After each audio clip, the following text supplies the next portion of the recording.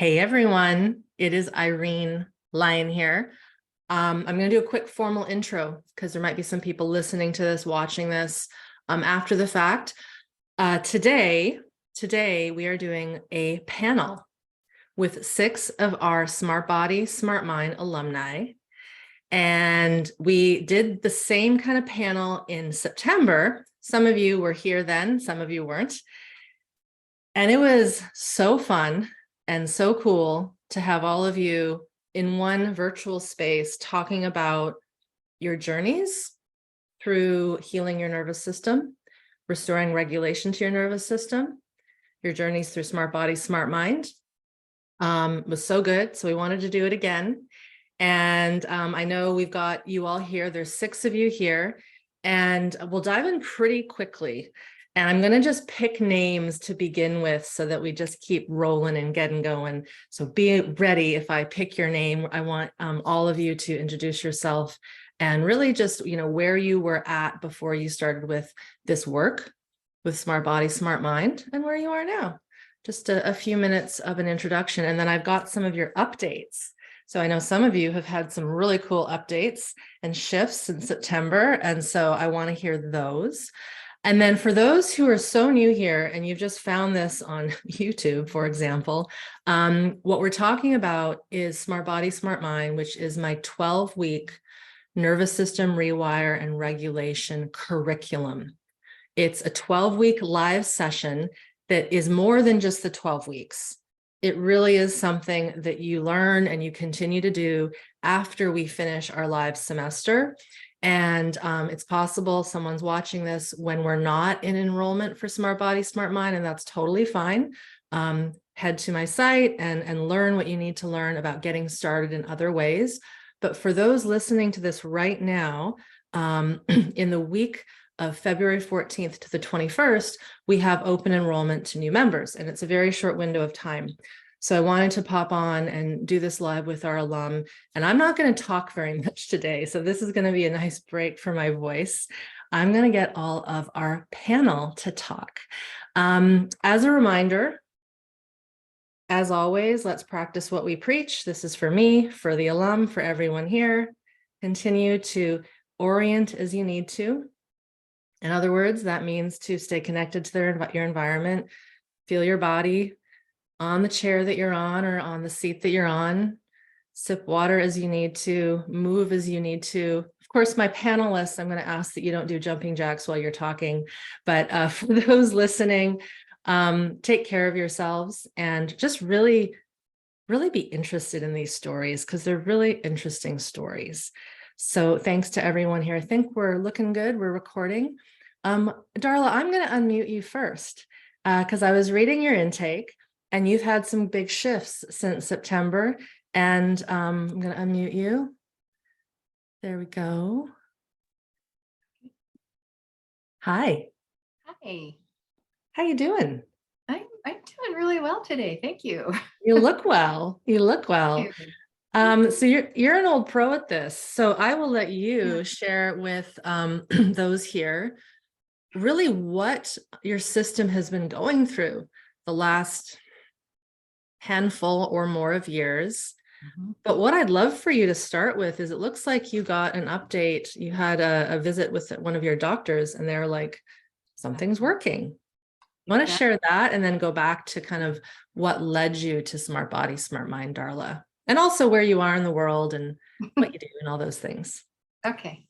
So yeah, the big thing that has happened for me is I had my annual physical, and in February, I also saw my naturopath, and we were talking about the fact that with my annual physical, I have osteoporosis, my bone density has improved. Yay! And he's noticed, because he works with me all the time, my ribs used to rotate a lot from really heavy muscle spasms. That has stopped in the last 6 months. And we were talking about that, and he credited what I'm doing with SmartBody, SmartMind as being the primary reason why my whole entire system, every part of my being, is improving. Because that's really the only thing that there is anything that could be any explanation, because I haven't changed anything else. It's just My body is gradually learning how to come back online, to go back to where I started. When I found SmartBody, SmartMind, it was in 2017. I had a serious car injury, accident injury in 2010, December of 2010. And doctors kept telling me, we did some of the initial stuff, and then they kept telling me, there's nothing wrong with you. There's nothing wrong with you. There's nothing wrong with you. They would do test after test after test, and they couldn't figure it out. Finally, they sent me to a multi-injury specialist who said, your nervous system has been so confused and so messed up because they didn't acknowledge, I went through labor and industries. They did not acknowledge all of my injuries. They only acknowledged what had happened to my neck. But I had also had what they call traumatic syringomyelia, which is a tear in the sheath around your spinal cord. And it fills with spinal fluid. So it just creates like an electric short in your entire body. So I have, all kinds of weird things that happened to me. And I was in a really downward spiral when I found SmartBody, SmartMind. I mean, I was having new symptoms every 2 weeks that it become life-threatening by that point because I was in severe adrenal fatigue. And one of my friends said, hey, I found this on YouTube. You should check it out. So I did. I listened to you for a few times and I thought, this is my answer, because there was nothing out there. They couldn't give me anything but drugs. And I'm not qualified for surgery because of the location of where my tear is. It would cause paralysis. So drugs was the only thing they could do. I have a highly sensitive system. I can't do all of that. I tried it and nearly killed me. Mm-hmm. And in 2013. And then I decided I'm just going to suffer. I'd rather suffer than die trying to get rid of it. So when I found you, it was like, okay, this is an answer to my prayers. And I tried it out. And the very first 2 months, the downward spiral had ended.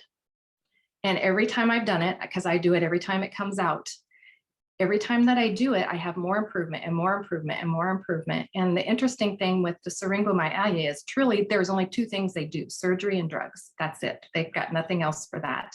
There's no hope of recovery, no way to fix it, because even if they do surgery, it comes back, it refills because it's a tear, and it's an intrusive part in your system. Your spinal cord controls everything. So for me, I'm like a pioneer. Really, I see myself as a pioneer because this is something that nobody else talks about. They don't know about. Anybody who deals with chronic nerve pain, this to me is a miracle. It creates a miracle because it helps your body to be able to learn how to function. I live in Washington State. Mount Rainier is right next to me. I live in Enumclaw, which is really close to that. And so if you ever come to Mount Rainier, you go through my town. What else did you want to know? I think you gave a really good overview, Darla. And the one thing that's so cool, and this is similar with all the alum that are here, is I'm getting to know you over the years. And if I feel into your regulation now compared to September, it's like 80% more. And I say that with full sincerity. There's more life in your face. You look less stressed in your skin and your eyes. And and I remember in September, you had mentioned that you actually finally started to feel pain when you had cut yourself on something. And some people might be like, what? Why would you want to feel pain? You want to feel pain if you cut yourself to know that there's an injury. And so what this is all showing everyone is by going through SmartBody, SmartMind and working at the peripheral nervous system level, through the movements, through the education, through the sensory exercises, we are having a ripple effect on the central nervous system, which is the brain and the spinal cord. And most people will say, you can't fix that kind of stuff. And I say, well, here's Darla saying you can. And I think you are right. You are an interesting case study. And it's possible that we might need to share your story with more medical professionals, because I would love that. Who wants to be paralyzed due to surgery and on drugs for the rest of their lives? Yeah, not me. That's not a life for me. I want to mention what you had said, because a lot of people wouldn't realize my neuropathy was so bad in my hands and my feet. I literally cut my hand grabbing a razor and didn't know that I was cut until I saw the blood dripping down. And up until September, that was the way my life was. I never knew if I was cut, hands or feet, until I saw the blood.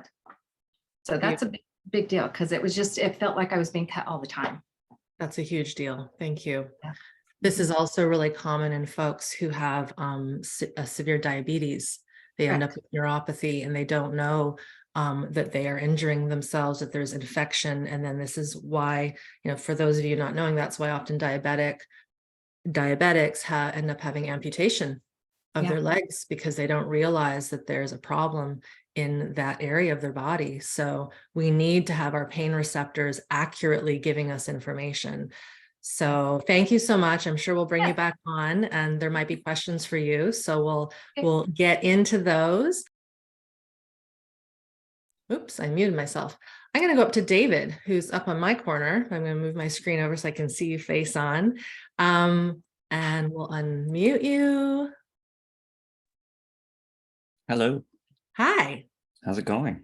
I'm good. Wonderful to see you again. Yeah. I'm going to get you to say your world of this world, David, but you were one of our first SmartBody, SmartMind members before SmartBody was SmartMind.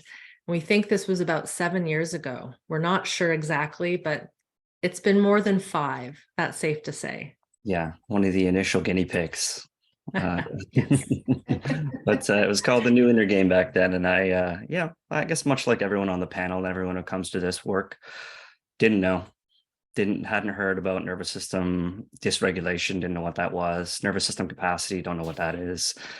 Even like branches of the system, sympathetic, parasympathetic, don't know what that is. The fact that I had a relatively, from the outside looking in, boring, mundane, middle-class suburban upbringing. It's like trauma. Nah, I don't think I got, PTSD. I'm not a firefighter, a policeman, a soldier, any of those things. But I've also been going through the ringer of personal development for so long, and hitting roadblocks, hitting stumbling blocks in my own life and getting frustrated, and then heaping on the judgments and the criticisms that come with those failings in that world. I don't know if anyone's sort of been in personal development world, but a lot of promises and a lot of expectation. So I wasn't getting those results. So it was really frustrating, and I was making it was compounding, making it all about me, how my failings, I'm not trying hard enough, I'm not doing not good enough, and all the things. So enter Irene's work. And it's a leap of faith. I think when I came into it anyway, it's a real, I don't know what this is. Irene is very trustworthy though, and she spent a lot of time, thankfully, at the beginning to help me make a decision that really served me. And I was dealing with what I think is actually a pandemic in the Western world, which is functional freeze, which is simply just kind of numbing out, being numb to the world, numb to sensation. And it's a tricky one because we don't know we have it. And it's so prevalent that it's like, I don't know I have this problem, yet I also, since I don't know I have it, I don't know how to deal with it. The other side of that, though, is when you come out of functional freeze, it can feel really, really scary. If there's one thing to being numb to the world, when you actually get into that survival strategy of numbing myself down, and then you start to de-thaw, if you will, you start to feel more. And all of those feelings were being kept at bay for a real kind of a reason, because I didn't want to upset the ship or overwhelm the system. Because again, that capacity of my own system couldn't handle it. So long story short, I did a lot of work. Also saw, an SE therapist as well after taking SBSM, which was called the New Inner Game at the time. But I had, depression, anxiety, so mental health concerns.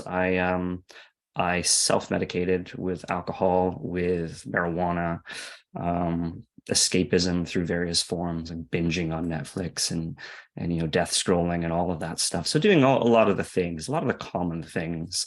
And one of the things that's beautiful, I think, about my story is that I'm just a very average kind of dude.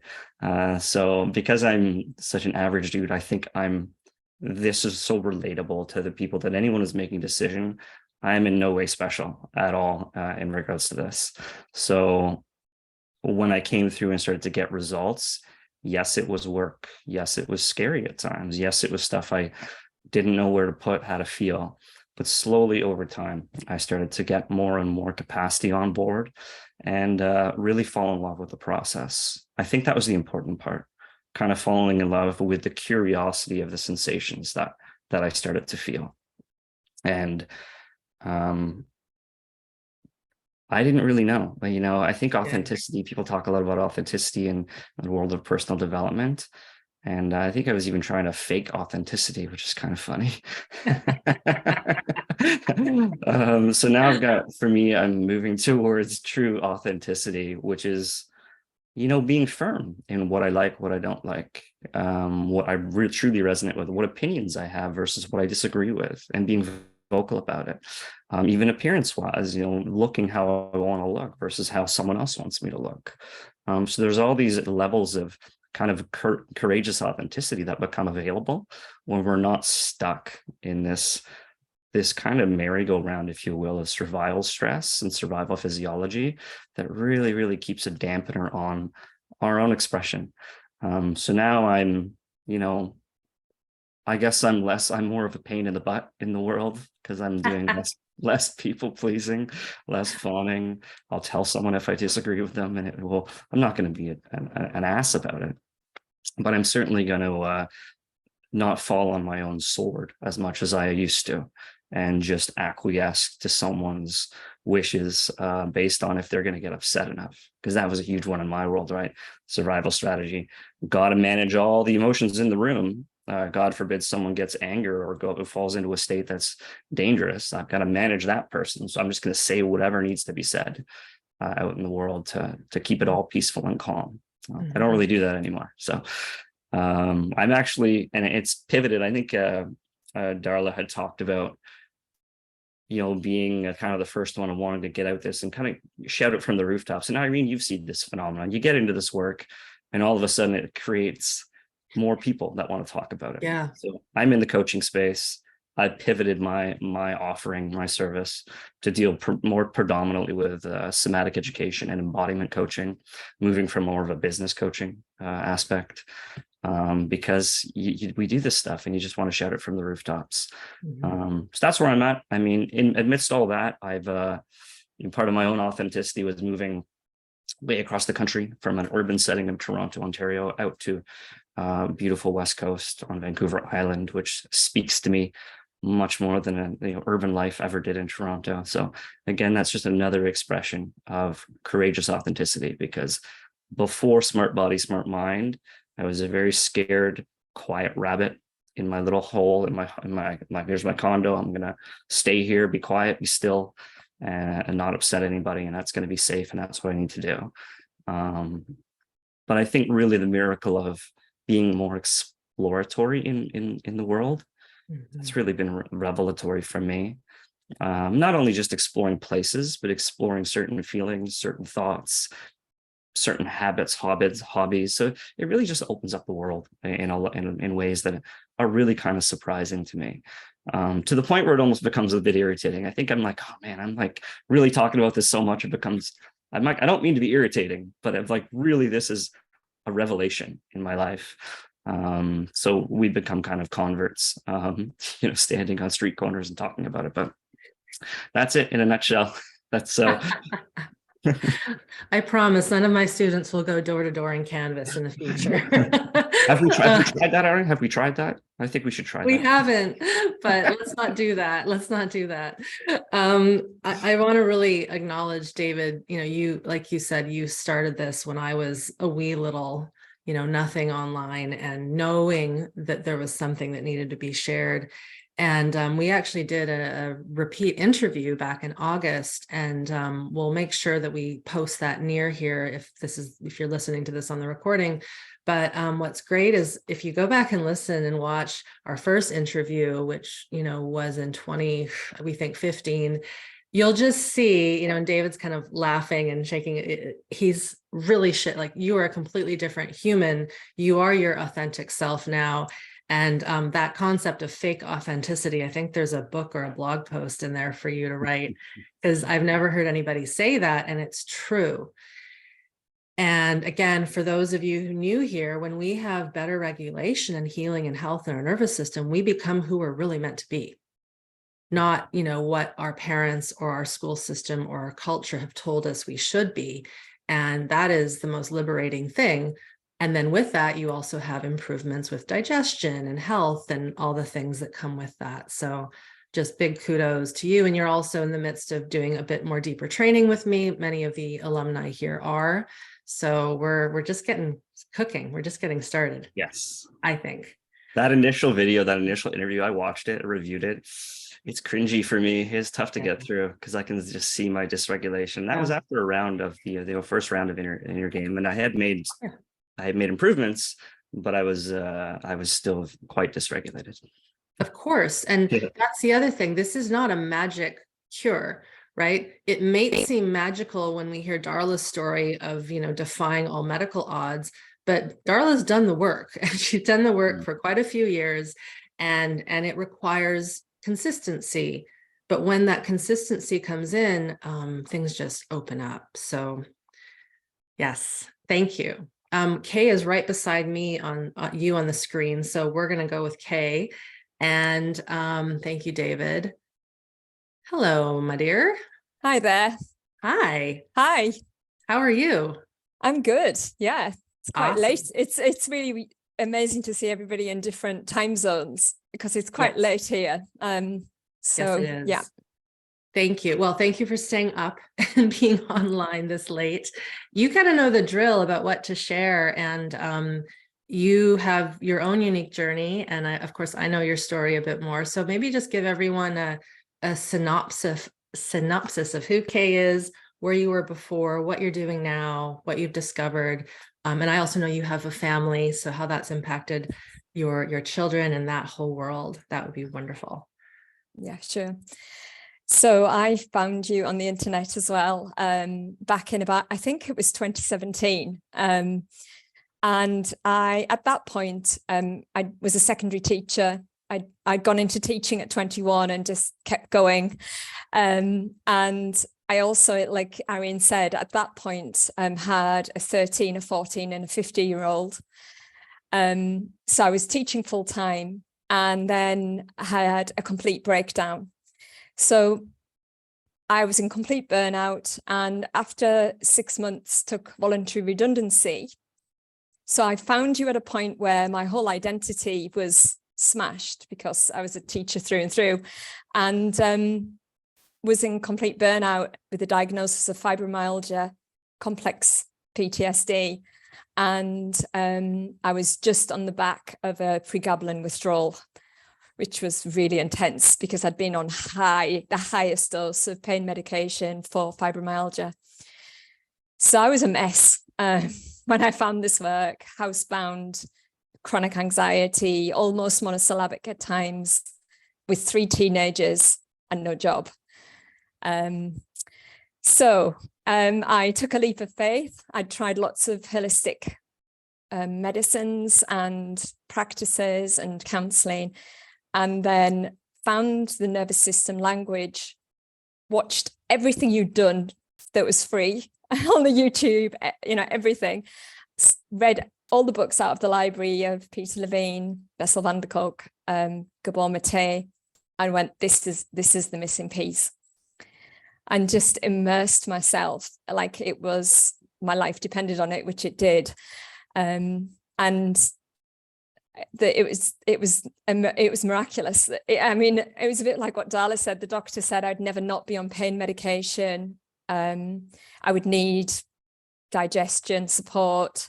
The mental health services said, you've got complex trauma, you'll never recover from that. That was what I was told. You just manage it. But I committed for 3 years back to back solidly to do this work. And it just completely transformed my health, my personality, and then also my children, because I do want to speak to that. They were highly dysregulated because of my full-time work and also trauma. They were in functional freeze themselves. I feel really emotional still talking about it now because it was I see the impact of how there was a lot of trauma, which I don't need to go into, but I was not regulated, therefore neither were they. But as I did the work, and literally it was like I took two ski sticks and stuck it in the ground and started to set boundaries and held sensation and their adolescent kickback. We all started to regulate as a family, and they're very bright, and they all did the kind of 21-day tune up. And we started to use the language of I can see this is activating for you. We started to use your language, and we all just started to regulate. And it's just amazing. They're all at university now. I could talk forever about it, but Yeah. Is that enough, or would you like me to speak? Well, more? no, I mean, that's plenty. And I think what you just said about it impacting the family system and how that rippled out into their lives. And now they're young humans, young adults in, like you said, university, figuring out their own way. Their lives will be forever changed. And their partners. So they're getting in relationships, and they, from the start, talk about regulation and fight, freeze, fawn. And their friends, some of their friends came to me. So the youngest one, I do work in the coaching world and actually with young people with autism and so on. So I do a lot of adolescent work, but to see how they use that language and how they've educated, it's like it just goes out and out and out. Yeah. Brilliant. And I also know that you were in a high level of spiritual bypass also. And so could you just say a little bit about how that has shifted? Because you are still highly spiritual in your teachings, but it's different. And I know that you've shared some of that in our groups in the past. Oh, yeah.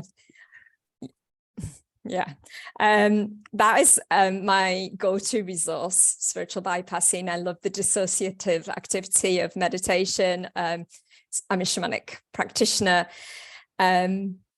However, I firmly teach and say now that nervous system regulatory exercises are the most spiritual thing you can do, because as you incarnate, you can strengthen your ability to bring life force, spirit, whatever word you want to call it, in through the body. But it took a long time for me to let go of that, a lot of regulation in my system, to trust that I didn't need to keep looking out to be saved or for the resource, and actually it comes in and through me.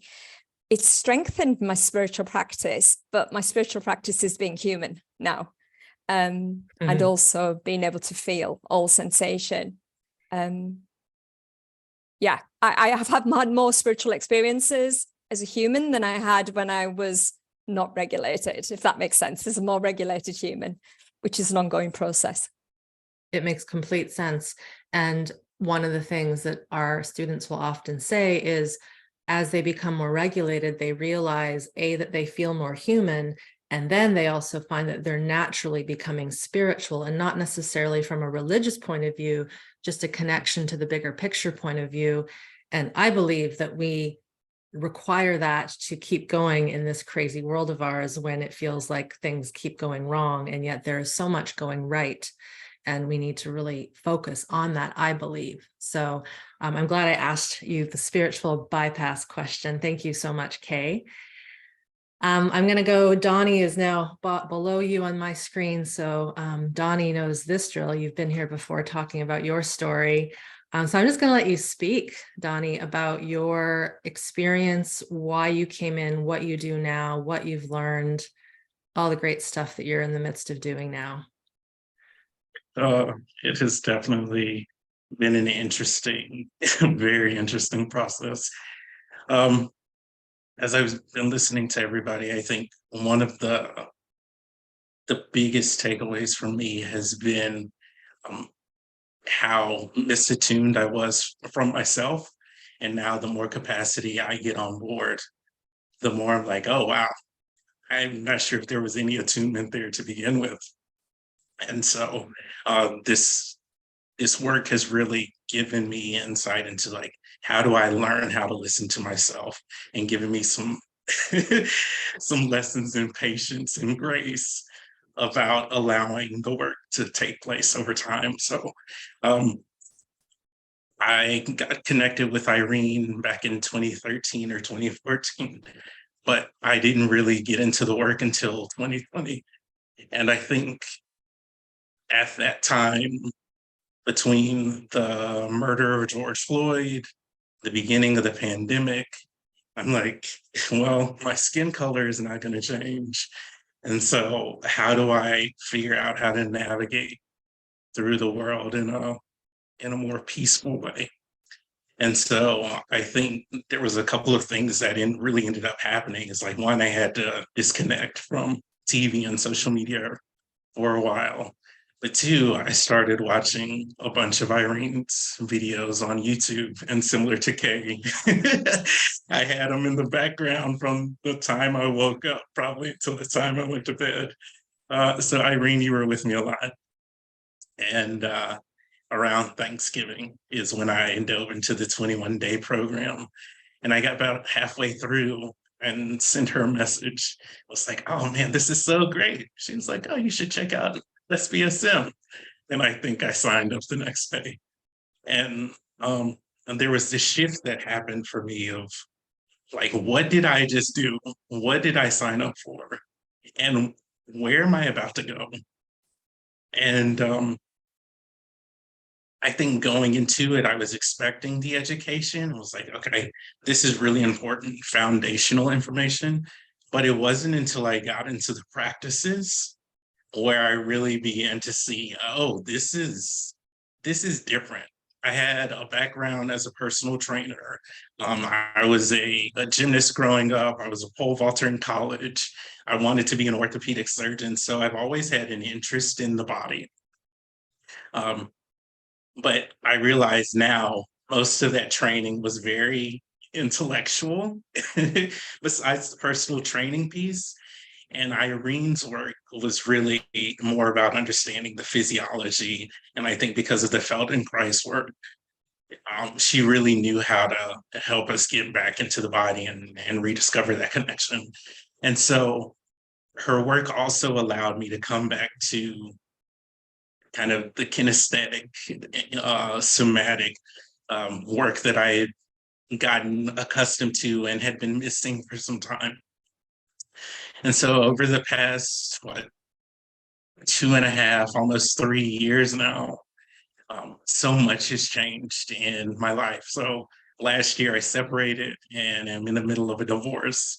And it has been kind of the easiest possible divorce, mainly because I now know how to navigate all of the emotions. So I can be in grief and sadness in one moment, to joy and excitement, to anger.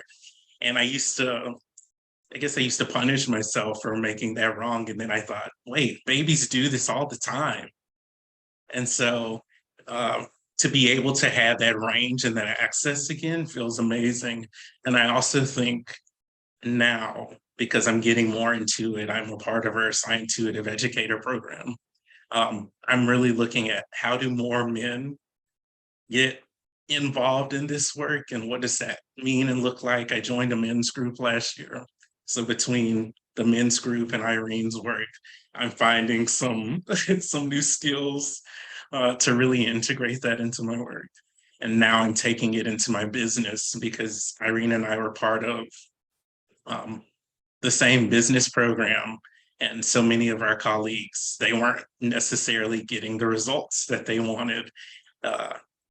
And I've worked probably with 3 or 4 different business coaches over the years. And so you jump in and you're like, oh yeah, I'm excited. I paid this money. I got the frameworks and I'm going to do the thing.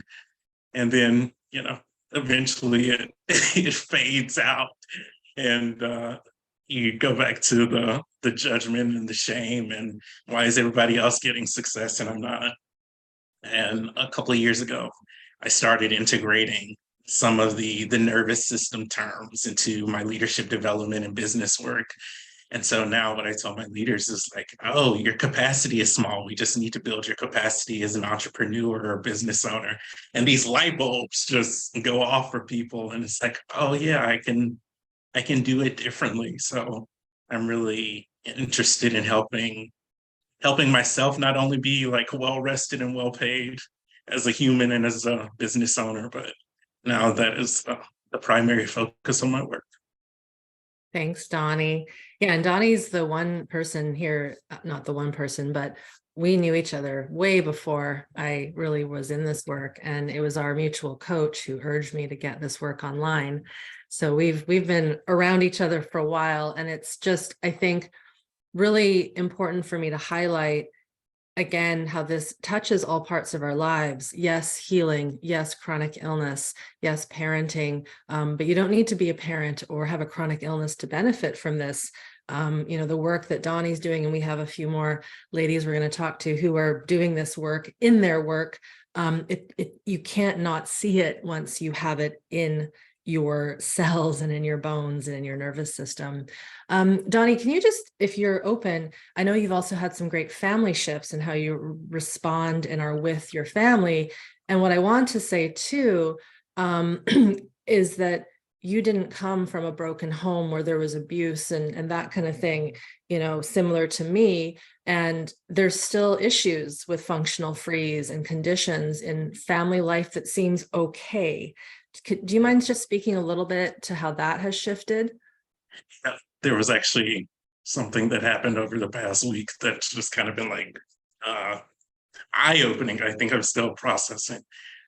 So I am same gender loving. I grew up in Mobile, Alabama, and as you can imagine, it wasn't the safest experience. And so a part of my dysregulation has been not feeling safe in my body or not feeling safe around people, even though my family has been incredibly loving and supportive. And so over past, I'd say probably year, as I've been opening up more emotionally, I've also been sharing with my family. And last, I guess, Saturday or Sunday, I decided to write them a letter of like all of the things that have gone unsaid. And part of what was in that letter was, I feel like I missed out on some of those developmental milestones that my nephews and cousins have experienced, where you get to have conversations with people you like, and you get to go to a school dance and dance with the person that you want to dance with. And so I'm like sad and jealous that I didn't get to have that with you all. And I also am glad that, my family or my cousins and nephews, they had that kind of support. And so I would have never shared that without any kind of regulation or capacity. And I just had breakfast with my dad yesterday, and he said, so I read your letter and I get it. And I really, really appreciate you sharing that with me. That's sweet. Thank you. Thank you. All right. I'm going to go on my screen down to Selden. You're just below Donnie here. And I'm going to ask, you're unmuted. Perfect. Hello. Hi, how are you guys? I'm feeling so emotional just listening to everybody's story, because there's like pieces I can relate to from each person, and it's so moving. And I love that letter that you wrote. Oh my gosh. Anyway, my name is Selden Baylooney. I live in Atlanta, Georgia.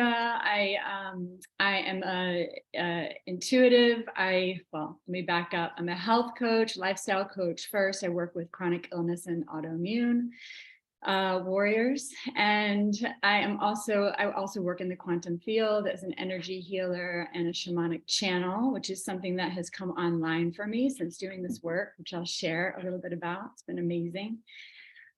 So I came into SBSM because I was diagnosed with lupus when I was 40 years old. I have experienced symptoms from lupus really, from doing this work, I realized I was experiencing symptoms since I was like 5. Dissociation, detachment. I had a few big traumas happen when I was really young. And then a lot of little T's throughout my life. When I was around 10 or 11 years, well, right around puberty age, I started to experience really debilitating symptoms of fatigue and chronic pain. But I was also diagnosed with ADD, depression. I mean, all of these things were heavily online for me. Although I think that the chronic fatigue and the chronic pain was sort of the umbrella symptoms that I was experiencing. But there were a lot of there was a ton of dysfunctionality in my whole life, like in every sort of aspect of my life. I was not functioning well. I was not functioning well in school, or physically or mentally or any of those things. And so they put me on Ritalin, and I continued to be on stimulant drugs and actually form a habit, an addiction to stimulant drugs and alcohol for a few years. And through my addiction, I actually experienced obviously even more traumas and stuff. And it wasn't until I got pregnant with my daughter that I decided to like really turn my life around and give up the prescription medications and go the holistic route. So I still didn't know exactly what was wrong with me because no one gave me a proper diagnosis.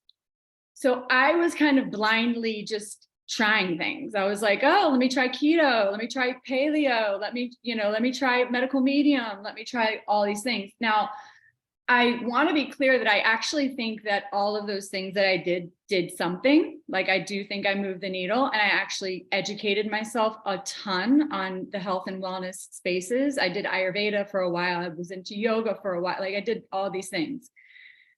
And they were all great. However, I hit a plateau. So like, there was nowhere else to go for my healing. Like, I was like, getting better. And then it was like, I was still having flares. I was still in a lot of pain. There were still so many dysfunctional parts of my life.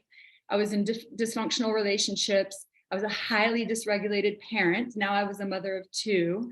And actually my neurological symptoms after I had my kids, even though I had all these diets on board, got worse. So I started experiencing hand and arm numbness and tingling. I started experiencing really bad memory and confusion issues. I couldn't keep schedules straight. I would have complete blocks of time in my day where I would completely forget. Like I would not be like, it was really, really scary stuff. Insomnia that would keep me up for days. I mean, panic attacks, heart palpitations. My ex was running me to the hospital, often. And I finally went, actually, at that point, even before I went to SBSM or knew about this work, my cousin was like, she's a PA, and she said, I think you need to go to an endocrinologist. And through that, I ended up at a rheumatologist who actually did finally diagnose me. Nobody had even done that blood work. I mean, I find it really amazing, actually. I'd been to so many doctors, and they just ran a basic panel and told me I was fine. Like, nobody told me to go this route. They just kept sending me to shrinks. Anyway, so I finally went to a rheumatologist. I got a diagnosis for lupus, and that actually was important for me because I was not validated in how I felt.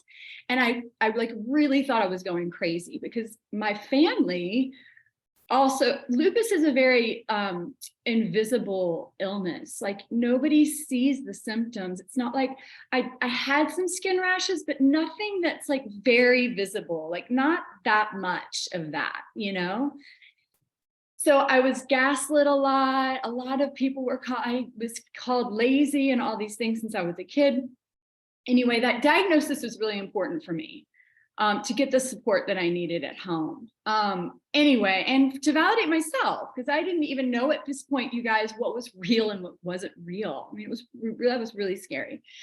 So I was turned on to SBSM, and it was like within the first, that first round, it took me a while to get through the material. Like, I would say I was only in lab, 3 or 4 by the time SBSM ended, like, you know, a few months of doing the work, but I wasn't through the program, and I was going really, really slow. My capacity was very small. I could not do more than a minute or two of the exercises, the practices at a time. So I was like, my capacity was like really, really tight.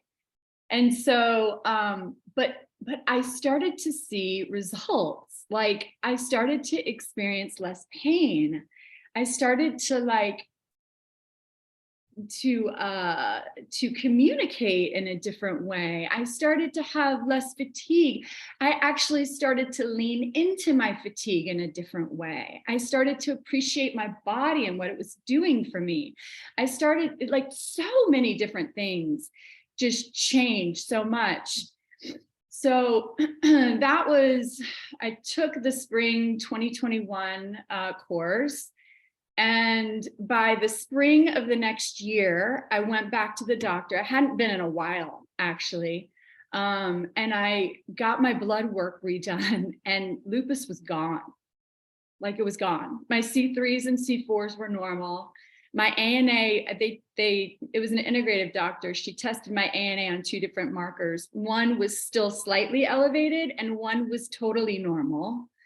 And I mean, I stopped experiencing symptoms, you know, and what else did I want to touch on? So I have become a completely different partner and a completely different parent than I was before, you know, and I don't blame myself for what I, you know, how I was doing things before, because I didn't know.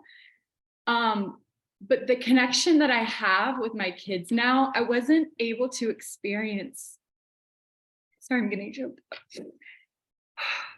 I wasn't able to experience love and joy before. Like, I couldn't feel those things. It was outside of my capacity. And now I can, like, be with my kids in a way that I'm just with them. I'm not like doing a million other things. I'm not disengaged mentally.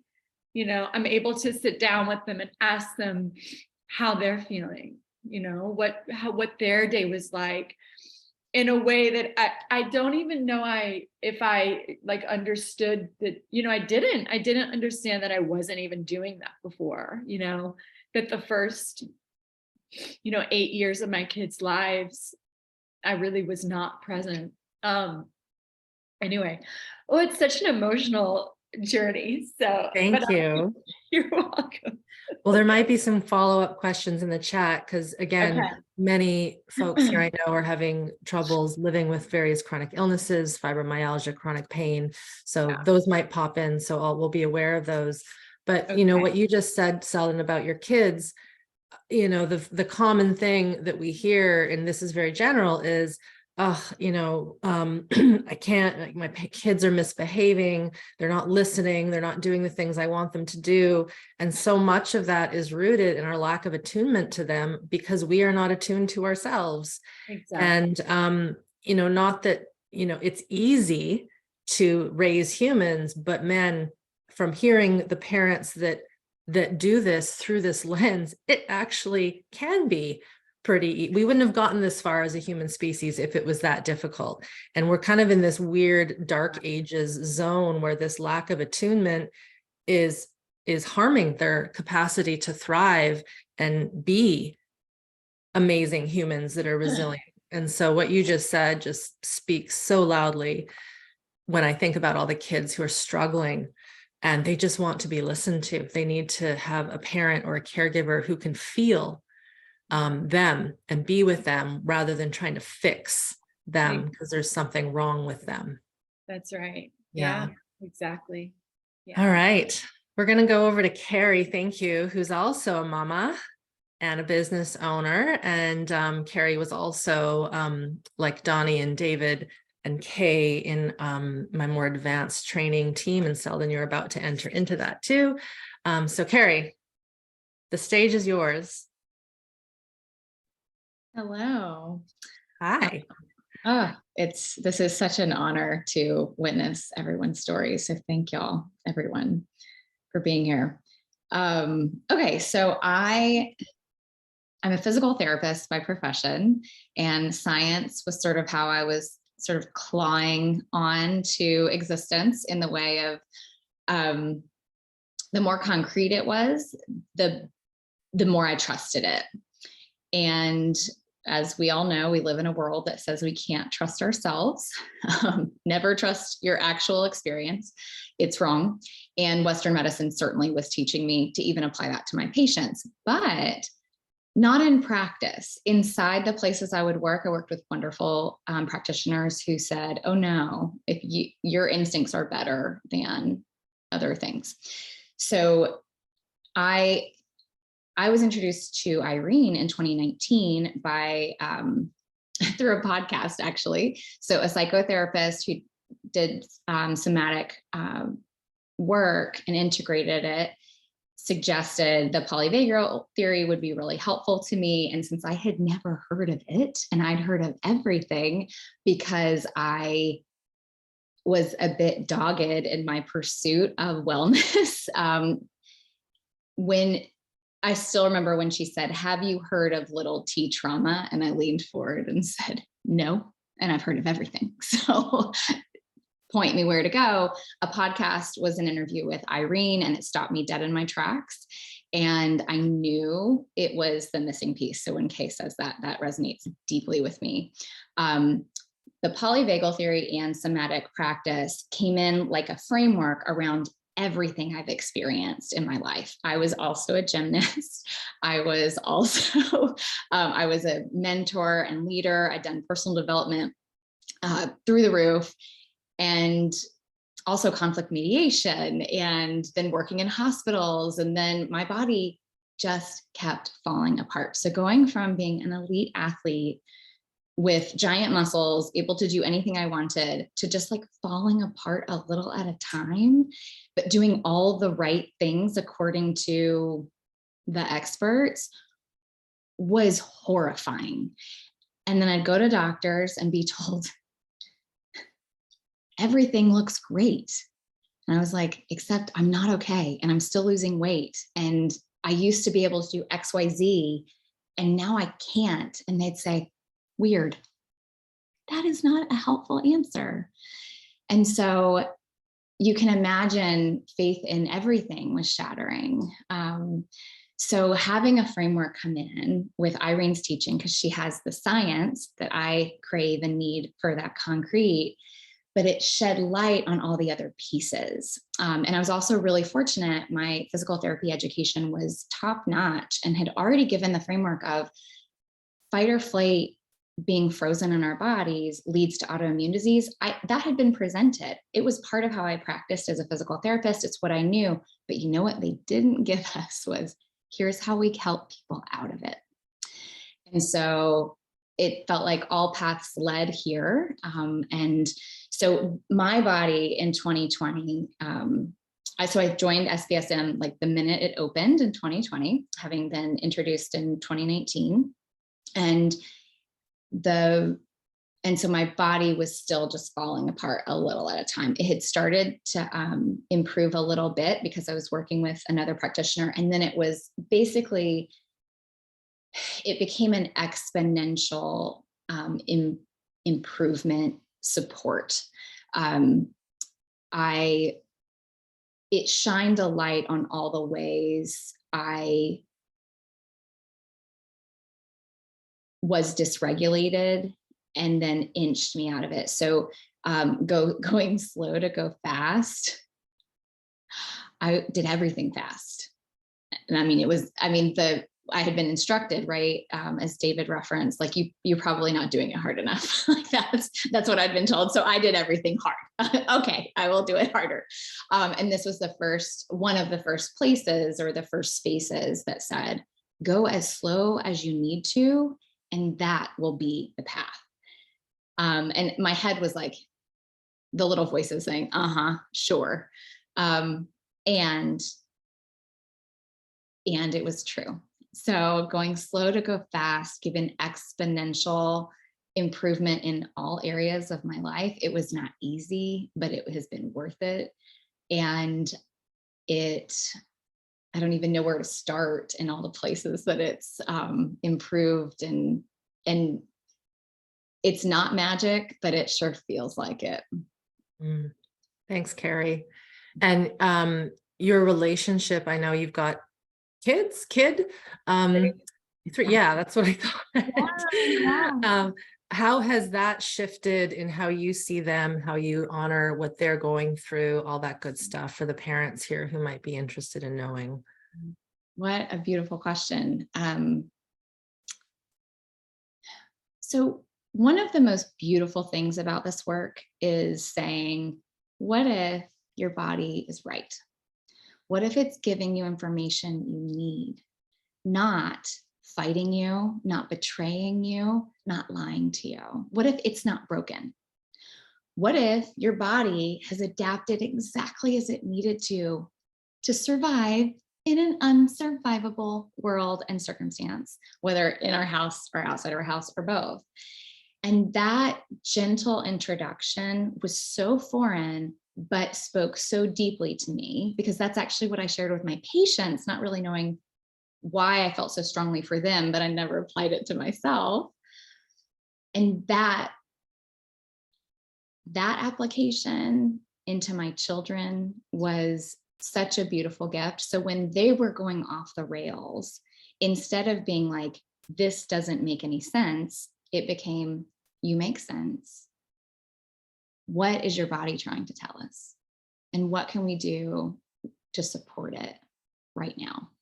It doesn't scare me. I'm not overwhelmed. I'm right here with you. We can handle this together. And that, changes everything. So in building trust with my own body, that just expands out to everyone you're with, especially your children. And all the phrases, I'm sure we've heard, like there's quotes everywhere that are, you can't give what you don't have. What you are is what other people receive from you. The cellular regulation that just spreads through my home is so profound and such a gift. And it's not pretty. It's not like I think we've all been sold a fallacy that the quieter kids are, or the more compliant they are, the better they are. And I was a compliant, quiet kid. Well, I had a lot of mouth, but I was very compliant. That was not actually serving anyone. And so it's not prettier, but it is safer. They are healthier. They are calmer. My teenager, who is like fully teenage, she has been told by many friends recently, you look younger and happier and more relaxed. And I credit all of this to that, and to see the gift. So that's the other thing. We have a lot of life circumstances that are very hard. And my kids show very clear health and emotional improvements already, still inside of those difficult circumstances. And that's a gift that I credit this work to directly. And it's a gift that most people don't get for years. A lot of times people say, oh, they come back and they say, thanks, Mom. That's already happening. And if anything's motivation to continue the work, that is. Yeah, that's great. And I mean, I can safely say that I was not, even though I had parents who were not abusive, there wasn't that level of emotional connectivity and talking, which I think many of us here never got, because it just wasn't the rubric of post World War II, post Vietnam War parents who were in survival, or their parents were in survival. And how can we shift that through the interactions with our young? Thank you, Carrie, so much. I've seen a few questions go through, and I also want to, if some of the panel here are like burning to say something, maybe raise your hand so I can see, or you just wave at me and and we'll get you speaking. There was something that came through in the chat where someone was mentioning that they're worried that they won't have time to get through and do all of the lessons, attend all of the live calls. I'd love to hear from an alum who was like terrible at not attending the calls, maybe never did attend the calls, didn't get to all the things, like truth serum time here, because everyone here has done massive changes, and it's not because you were all the perfect students.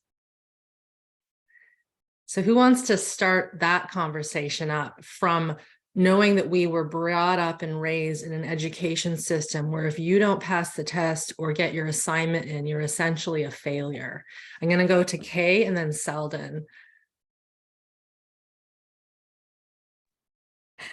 Okay, so as a teacher for 20 years who came to be a student, I came in as the perfect student and kind of, yeah, realized very quickly that that wasn't the perfect student. And so it was the best education I got for myself, but also for now facilitating and teaching going forward.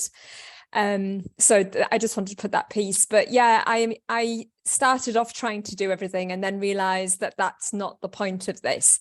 And so for the first 2 rounds, I didn't complete at all. And I feel that I learned, well, my body really benefited from that, and the freedom that it rippled out into all areas of my life, that actually it's okay to say no. It's okay to honor my boundaries. Yeah, that's all I just wanted to say. Thanks, Kay. And you're right. I think there's a time and a place where we do have to pass tests and have our exams. I want my doctor to have passed his board exams and his tests. But when it comes to regulating the nervous system, think about how you would think how you would be with your infant, with a newborn baby. And so much in the pediatric community is always looking at milestones. How behind are they? How far ahead are they? Oh, they're much better because they're ahead of the curve. Their body weight is higher. And we've been fed this so early, and then it just seeps into the general school system, be it public or private. And we've been trained to worry that we're going to fall behind.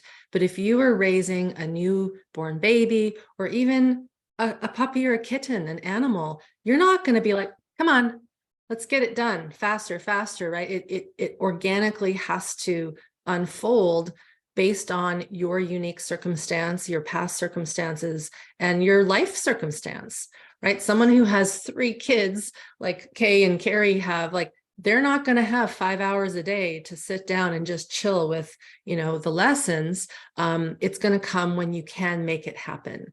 So I just really don't be discouraged if you know you don't have a huge amount of time each week. You need a little bit of time, right? But the content, the material remains on the site for you to go into well after we complete the live session. Selden, you wanted to say something about being a good student? Yeah. So before SBSM, I was either biting off way more than I could handle, or I was not doing anything and completely frozen and shut down. Like, those were the only 2 existences that I had. So like nothing and completely dead, to the world and on my couch, or totally in fight or flight. And like, so SBSM right in from the get-go teaches to just do what you can in your capacity. My window was very, very small. And so it was all I could actually handle, like without overwhelm, was to do these tiny little pieces. And I would just chip away each week a little bit. And even if that meant 5 minutes of a practice, that was what I would do. I mean, and I do this in every single area of my life now. And now my capacity is obviously like much bigger. I can take on more without overwhelm. But this is how I coach my clients as well, who are suffering with chronic fatigue and chronic illness. And they are overwhelmed with parenting. They're overwhelmed with having to make meals. They're overwhelmed with life. It's like, do these little bits, and these little bits, and then rest, and then little bits again. And so anyway, I just think it's so important that titrating is like such a huge part of every aspect of my life now. Thank you. Thank you. And Donnie, I see your hand up, so I'll make sure we can unmute you there. I think Darla had her hand up before. Oh, I didn't Go to see her. her. We'll go next. Oh, yeah. So I think for me, you going into the program, I think you helped me understand like how abusive education is, right? And I remember watching your video of like, take your time. And I started to tear up a little bit. I was like, oh my God, my 5-year-old has been yearning to hear that. And I think it's changed how I go about thinking about education in general. So like, not only now am I taking time for myself to pause when I need to, or step away, or go do my own thing, I'm starting to think about whether or not I want to become a parent. And I have 2 nephews, 16 and 18. And the 18-year-old asked if I could help him with some homework the other night. And I could feel my heart palpitating because I'm like, oh my God, I haven't done high school math in 17 plus years. Like, what am I going to do? And so as we started going through it, I started to remember how much I actually enjoyed math, and I enjoyed like learning and teaching. And I would go and have them work on a problem and say, okay, do you understand to the next step? So I can see it's really becoming a part of my way of thinking. And as I think about, working with my own clients, I'm really thinking about, oh, I'm actually helping you re-educate yourself about your education. And I think as you're going into the program, hopefully some of you will have a very similar experience. Thanks, Donnie. Yeah. Good job helping a teenager with their math homework. Darla, what did you want to add? I really like what Selden had to say, because pacing is a really big deal. I was highly functional freeze. And through learning the educational part, I realized I had birth trauma and all kinds of other developmental trauma, the whole bit. So learning how to do things a little at a time was a really, really, really big deal for me, just to pace my energy, because that's a big deal for me with the syringomyelia. The energy gets drained really quick. So I've had to learn how to do it. And the piece with that I wanted to address was, one person had mentioned specifically about not having enough time. One whole year, I did nothing but the adrenal exercise. That was all I did every single time. I listened to other things, but I didn't do any other exercises because I knew that was really important. So I would highly recommend, because Irene tells us consistently, go at your own pace. You have to learn your own pace. You are in control. It's not about being the perfect student, means learning how to listen to yourself. And that's totally contrary to everything we've ever learned before. And I apply that even with my grandkids now. And it's fun to watch them, to recognize, hey, it's okay if I can't handle this, or if I do want to handle this or whatever. But I just really want to, I think all of us are trying to say the same thing, just in different ways from our own experiences, because we've all experienced something similar in recognizing that what we have been taught about who we are is not accurate. Yes, thank you, Darla. And I'm going to read a question that came into the chat here. Let me just go up. The person asked, I'd love the alumni to talk more about the evolution of their mental health if they didn't share and would accept to share more.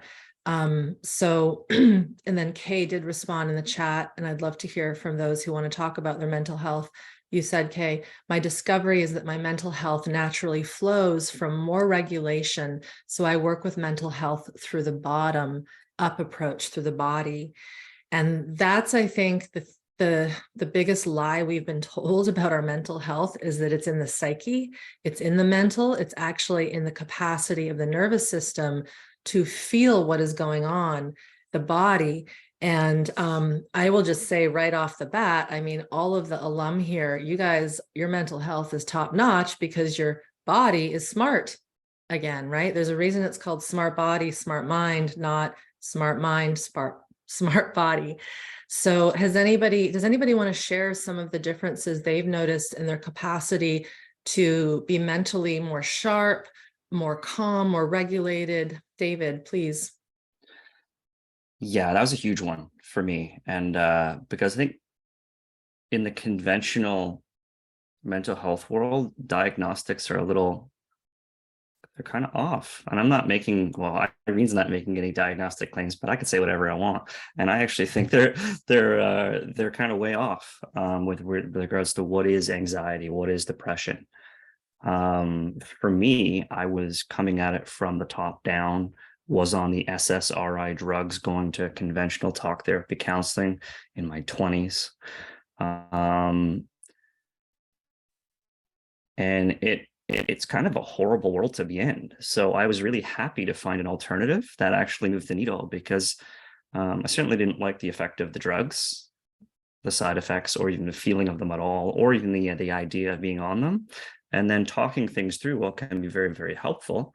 Eventually, I found, actually, surprisingly enough, when I did a round of CBT, cognitive behavioral therapy, after I had taken SmartBody, SmartMind Inner Game, it really, really was helpful.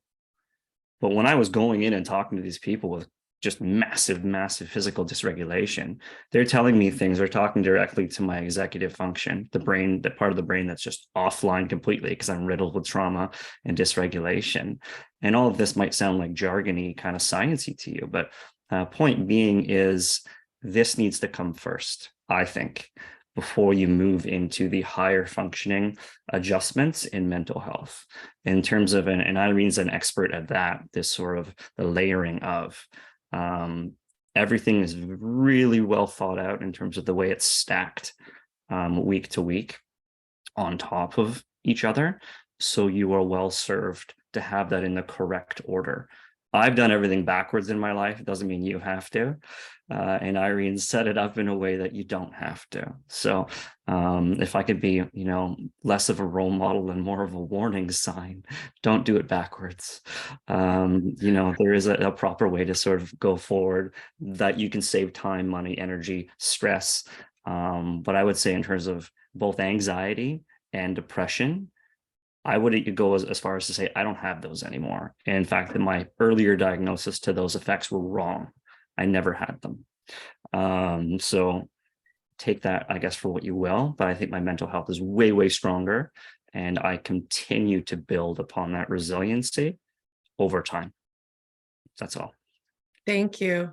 Darla, you're up next. And again, I got to remind everyone, if you think about the baby, you don't teach the baby cognitive exercises at the beginning. You hold them, you help them follow their impulses, you touch them, you feed them, you rest, right? If you really look at that framework, if we didn't get that, we want to go back to that first as adults. We're not really reparenting ourselves necessarily, but we're giving ourselves what we didn't get back then. Darla. Absolutely. I want to mention one piece. Someone else had said before, this is the missing piece. I can completely agree with that 100%. I did a lot of the cognitive behavioral therapy before. I actually had PTSD at one point, and what happened at that point actually made it worse. I had counseling that made it a whole lot worse. I really almost lost my mind over that. But what I love about this was by the time I got to SmartBody, SmartMind, I was done talking, period, about my past. It's like, I don't want to ever have to talk about this anymore. I don't want to remember it. I don't want to know it. It's enough that I've said at once. So what SmartBody, SmartMind has offered me is the support of your support is stellar. You have an amazing team. And honestly, the first year, and now I'm getting emotional, I wouldn't have made it through that first year without them. I really would not have, because I had so many people telling me it was all in my head. I literally went to a psychiatrist and she said, no, Darla, this is in your body. You are handling this very, very well. This was the person who had brought me through sexual trauma, PTSD.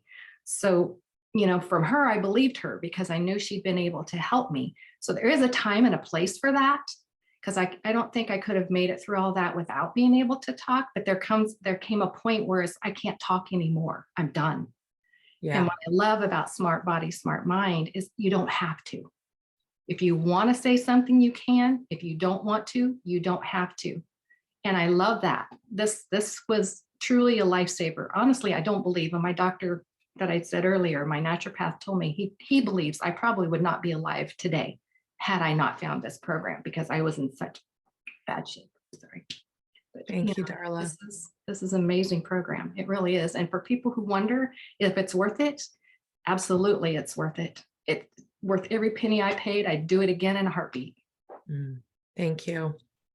Thank you so much. And yeah, just a note, and then Carrie, you're up next. Nowhere, anywhere do we ask you, what are your traumas? If you want to share them in the introductions so that everyone is welcome to, you can tell us everything you want to tell us, right? But it's not necessary for our team to know. And I think that shows how stealthy this work is, right? We don't need to know. We can know, but we don't have to know. Carrie.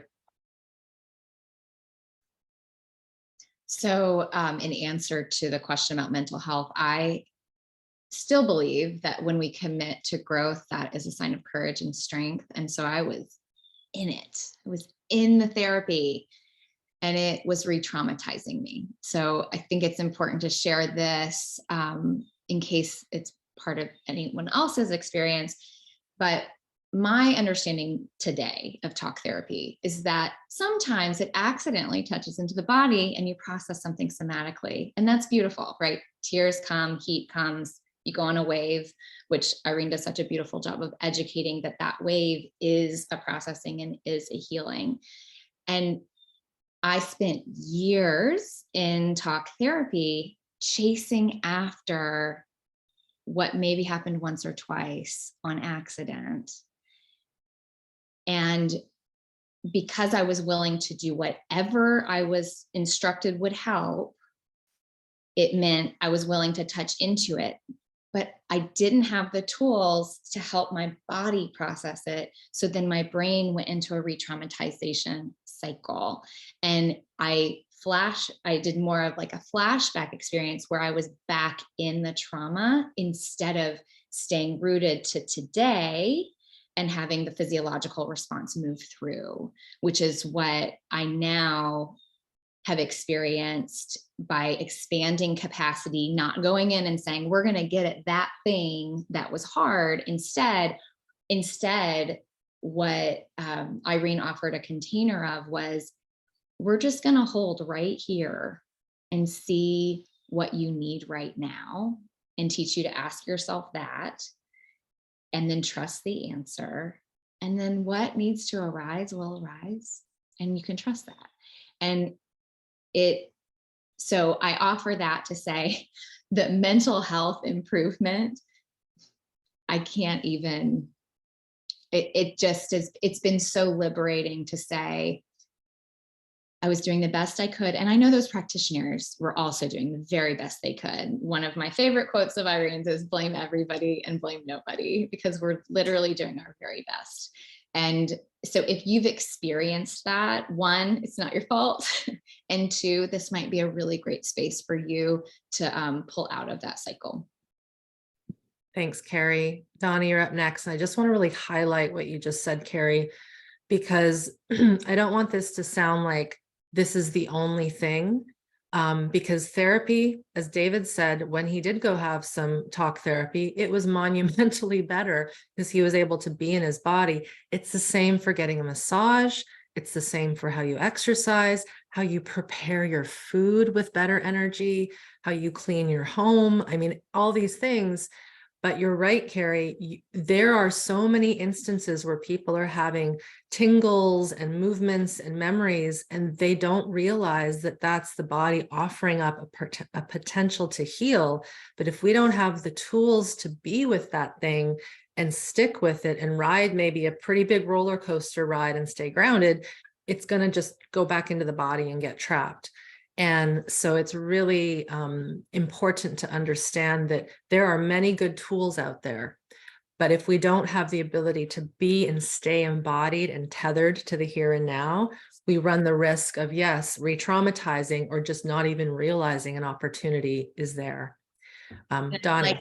I'm Go sorry. ahead. Yeah, go ahead. That I am not saying there's not a place and a lot of good use for that. And a lot of it this work created fertile ground for those to work better.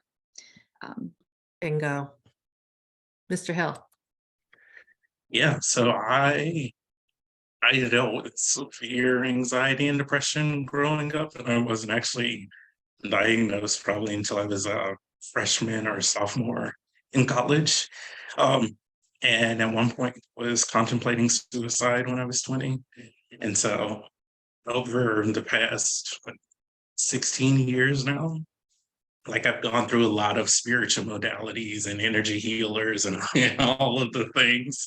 And I've worked with therapists and psychiatrists.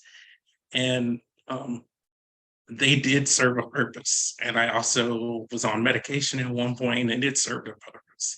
But I realized it wasn't sustainable because the medication made me feel less like myself than anything.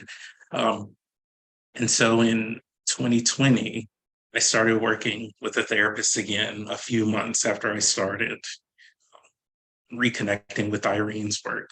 And the combination of those two things was amazing. But I also started looking for therapists who had a somatic practice associated with it, or who at least was familiar with somatic work, so that those two things could really combine together nicely.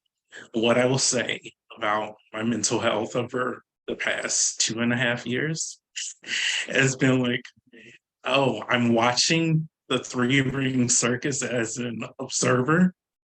And although sometimes I can get swept in it, it's very easy for me to get back out of it and just observe it and watch it. And so one of the things many of my colleagues and friends will say is like, oh my God, you feel so peaceful. And I realize that peacefulness is the regulation, because now I'm able to see when I'm going outside of my window of tolerance and when I need to come back or when I need to disconnect and rest. And so because I have more of the attunement on board, I'm able to listen to my body and follow it. And if I need to veg out on a sofa for a weekend and just watch Netflix and eat pizza, then that's what I do. And if I need to go out for a walk and be in nature, that's what I do. So people will,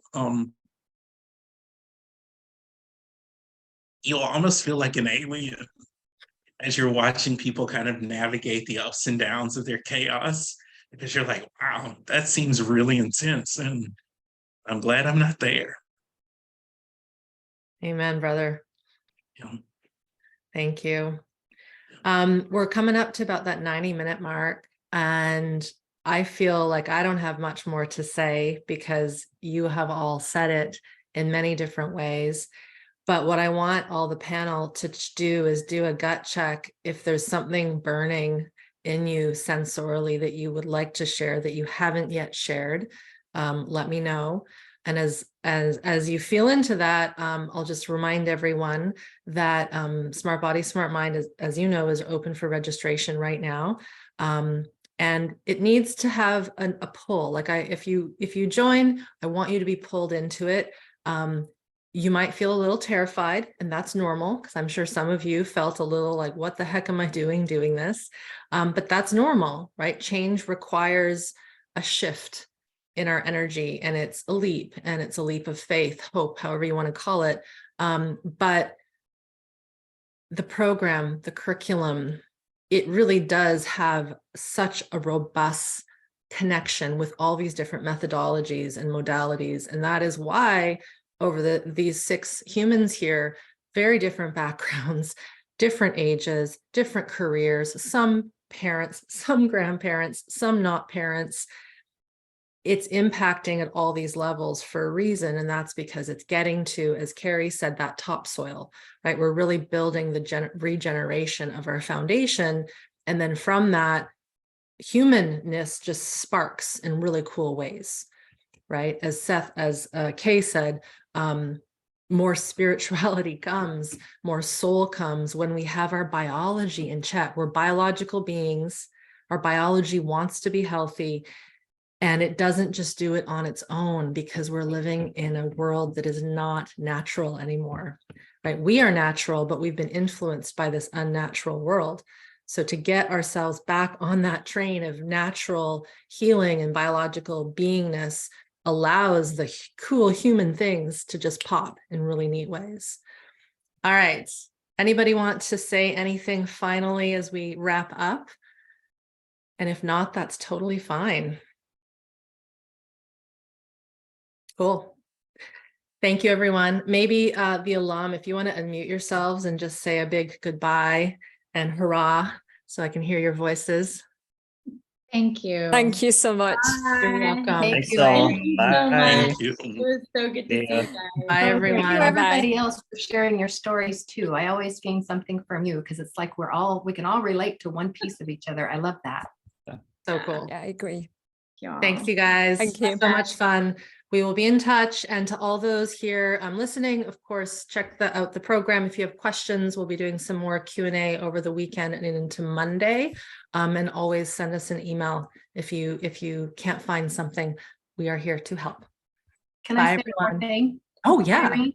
I Yeah. love the fact that you keep bringing new things on all the time, Oh, yeah. because it's tempting to think, oh, I've already done it. I did that 1 year and then I went, you know what? I'm just going to check it out. And lo and behold, there was something new. So Yeah. she's always bringing in new ways of sharing and new pieces. And so it's never, you never can know it all. I love that. Well, I'm going to say something now that you got that in me. Think about it this way, everyone. The world of, say, medicine, does it just end?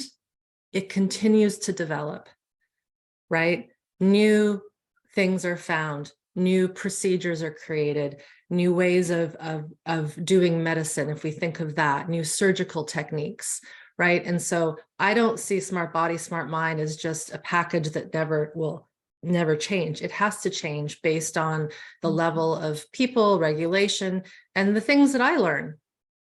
Right? What was in it 5 years ago is way different than now because it has become more robust, as my understanding has become more robust in how to help folks get this stuff into their world without me being there with them one-on-one. So yes, thank you, Darla, for that reminder. Thank you.